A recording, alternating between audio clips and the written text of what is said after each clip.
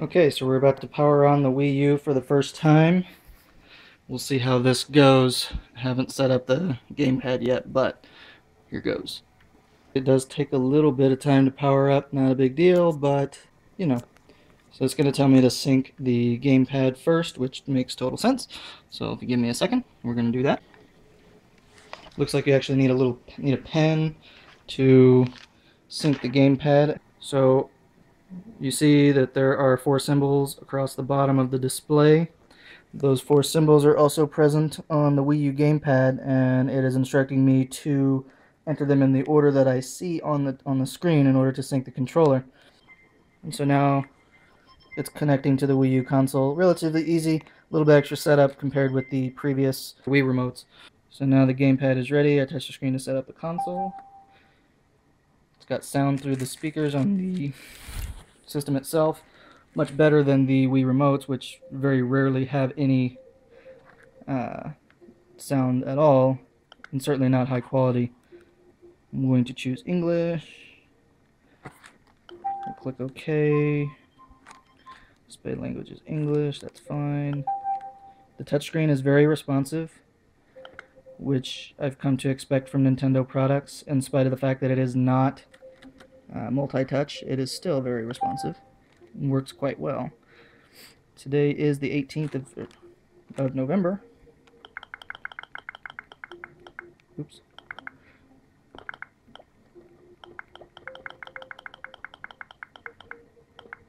And it is 2012.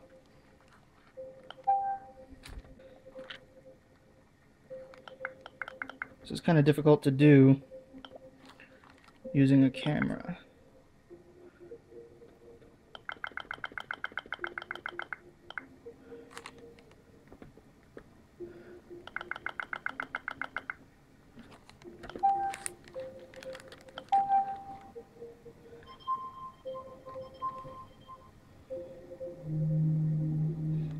As you can see, the system is going to display in 1080p because I have a 1080p display at a 16:9 aspect ratio. I'm not going to set that up right now. I might do it later. Sensor bar position, we can set that up. It's above the TV. As you can see right there on top, you can barely see it. It's just like the regular Wii. Okay. We all know everybody just does this and then clicks agree. And we are actually looking at the Wii U gamepad display, not my TV, so it is actually a fairly crisp display. It's not going to be the same kind of quality you'll see on the iPad 3, but it's pretty good. Better than I expected. I'm going to set up the network. Alright, so now that I got my password inserted into the display, we are testing the connection. Presumably it will connect. It looks like we're good there. Testing for internet. Same thing all the other consoles do. And we're successful, so yay for us. There is a initial system update that is available already. As you can see, we're downloading the update data. This is going to be boring, so I'm going to not record that. Once it's done, I will show the start screen. Okay guys, so here is the Wii U main screen. This is what you'll see when you first turn on the system. As you can see, there's little chat bubbles. I know it's a little difficult to see. Camera's not picking it up all that well. There's little chat bubbles with pictures and all kinds of things. These are actual things from people using Nintendo's online service. This is what Nintendo calls the Wada Wada Plaza. What it shows is all the different games like Zombie U, and you have the Sonic All-Stars Racing, Assassin's Creed 3, Netflix, New Super Mario Bros. U, all the games that people are playing right now and how popular they are. As you can see, New Super Mario Bros. U is the most popular, and then Zombie U and Nintendo Land, all three of which I own. They're all pretty cool. Don't let people try to dissuade you from buying Zombie U. It's pretty scary. I only made it through about 20 minutes of it, and then I was like, I can't do it anymore. But the game is pretty cool. New Super Mario Bros. U, also really cool. You can see the different comments that people have posted there. Anyway, so that's the Wada Wada Plaza. You'll see that when you first start up the system. Again, you're going to control it with the gamepad, which I have right here. This is the screen you'll see on the gamepad. For those of you who have used a Nintendo 3DS or even a Nintendo Wii, you'll see that it's very familiar. You have the buttons here to start the game, the Mii Maker, settings, Netflix, YouTube, all of that jazz. This button here will take you actually into an emulated Wii. Rather than being able to load the games directly from the system menu on the Wii U, you actually have to load Wii games, then select this piece of software, and then it goes in and brings up the actual Wii system menu that we're all familiar with from the original Wii. Down here, just like on the 3DS, you have your cautions and warnings, and here you have your video call. Along the bottom, you have the eShop, the web browser, and a whole bunch of other things. Up here, you can choose to bring the Wada Wada Plaza down to the touchscreen, which is handy if you want to select specific messages from people. As you can see, so now we have that on there, and you can switch back and forth. It's seamless, relatively painless, pretty cool. Up here, you can choose your user. So if you click here, you can change users. I only have one user because I haven't set up any other users yet, but you can set one to do a default login, When I turn on my Wii U, this is what I see because I plan on having more than one user, but at the moment I don't. You can set it to load automatically, like I said, so that's that. One thing that you will notice about the Wii U is that load times are a little bit slow, so this is going to be part of my review, and it's going to be a kind of a negative point. It does take a very long time to start up most titles. As you can see, I have New Super Mario Bros. U, so what I'm going to do is go ahead and start it, and you'll see how long it takes.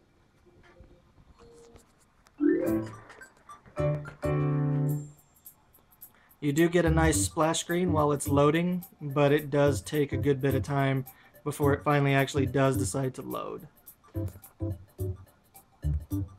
So there we go. As you can see, that's not the traditional load times that you're familiar with a Nintendo system. Generally, the systems are very snappy and they load almost instantly. This is not the case with this. Not a deal breaker, but it is kind of a big deal for some people. Once you're actually in the game, the load times are very quick and they tend to start very fast. So that's that. So here's New Super Mario Bros. U. Like I said, you can see how quickly it actually does go from screen to screen, and you actually get into the game relatively quickly with very little load times, very similar to the original Wii. This does apply to every game that I have in my library. Once you're in the game, the load times are very brief, and so it's no big deal. Now, if you hit the home button, which is down here on the gamepad, it brings up a relatively simple menu. You can pull up the Miiverse, Nintendo eShop, Internet Browser, Nintendo TV, any of that stuff directly from the gamepad. And it doesn't matter if you're in the software or not. So if you want to go and look up something on the internet while you're in the middle of playing New Super Mario Bros. U, for example, you can go do that and then come directly right back into the game, which is pretty nice. I have to give Nintendo credit there.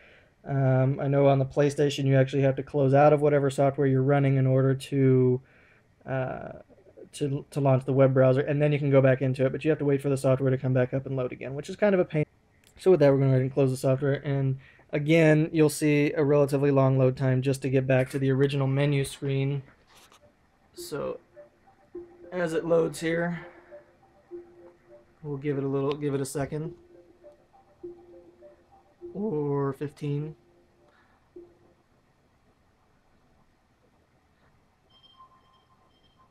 And now we're back. Connection to the Nintendo network is pretty quick, which is kind of nice, admittedly. The PlayStation Network, at least for me, has been relatively slow logging in, downloading files. In fact, I have a PlayStation All-Stars Battle Royale downloading on my PlayStation right now. It's only 1.3 gigabytes, but it's probably not even halfway done. It's been downloading for 30 to 40 minutes. And I have a 30 megabit connection. For those of you who are considering purchasing a Wii U, I do recommend buying one. However, I would recommend waiting because at this point they don't have all the features implemented. The TV service is actually not available yet. It will be in December, which isn't too far away, but you still have to deal with waiting. As for the launch titles, there's a good bit of launch titles that are worth buying. The 5 that I bought are just the ones that I deemed worth playing, but there's also Call of Duty Black Ops and Ninja Gaiden, and there's a few Wii U eStore games that are in there that look pretty cool. Haven't actually tried them out yet. Graphically, this system is quite awesome. Zombie U runs flawlessly. Assassin's Creed 3 looks amazing in 1080p on the Wii U, and it runs flawlessly. Haven't seen any hiccups yet. Naturally, the Nintendo games run flawlessly, and they look great too. If you've ever tried the Dolphin emulator on the PC and have ever run a Wii game in HD, then you already know what it looks like. But take that, add a ton of polygons to it, and that's what you've got with the Nintendo graphics. Is just an absolutely stunning game, and they look great. So don't think that the graphics on the Wii U are lacking.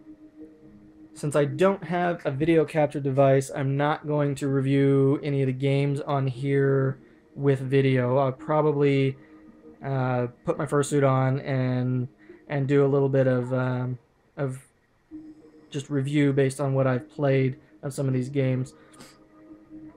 Um, so with that said, um, for this segment of Ashitaka Recommends, I'm gonna say I recommend it if you're a hardcore Nintendo fan. You'll totally love the Wii U. I already love mine. I can get over the long load times, but the reason that I forgive that is because they're short once you're in the game. If you're on the fence, you can stick with your Wii for a little while. I would recommend waiting to purchase a Wii U until there's maybe a little more software out. Some of those must-have titles, the Zelda, the Super Smash Brothers, whatever. You know those are the ones that are going to sell you on the system. So you might wait if you're on the fence, and especially with not all the features being implemented yet, it may be worth it for you to wait. However, me being a hardcore Nintendo fan, being a technology geek, I naturally had to go out and get it on day one.